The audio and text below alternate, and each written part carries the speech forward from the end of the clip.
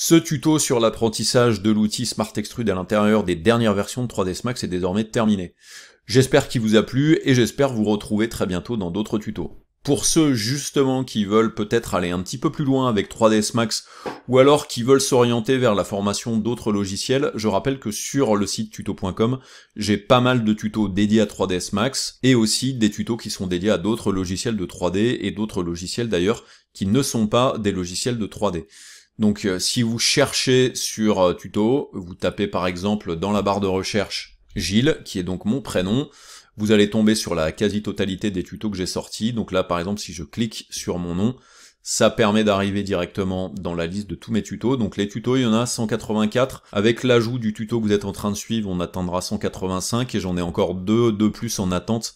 Donc effectivement, il y a du lot. Là par exemple si je filtre par les plus récents, vous voyez qu'il y a des tutos sur la suite Substance par exemple, ici Designer Stager, des tutos sur After Effects, des tutos sur Maya, des tutos sur Keyshot, etc. Là il y a par exemple le premier épisode de ma formation complète à 3ds Max, donc là avec modélisation d'un petit robot, etc. etc.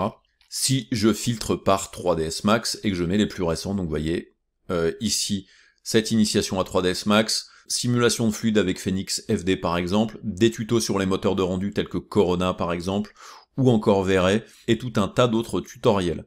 Donc si vous avez besoin d'augmenter un petit peu vos compétences en 3D et dans les logiciels périphériques au secteur de la 3D, n'hésitez pas à aller faire un tour sur mon catalogue sur tuto.com. Donc j'espère que cette formation vous a plu et je vous dis à très bientôt.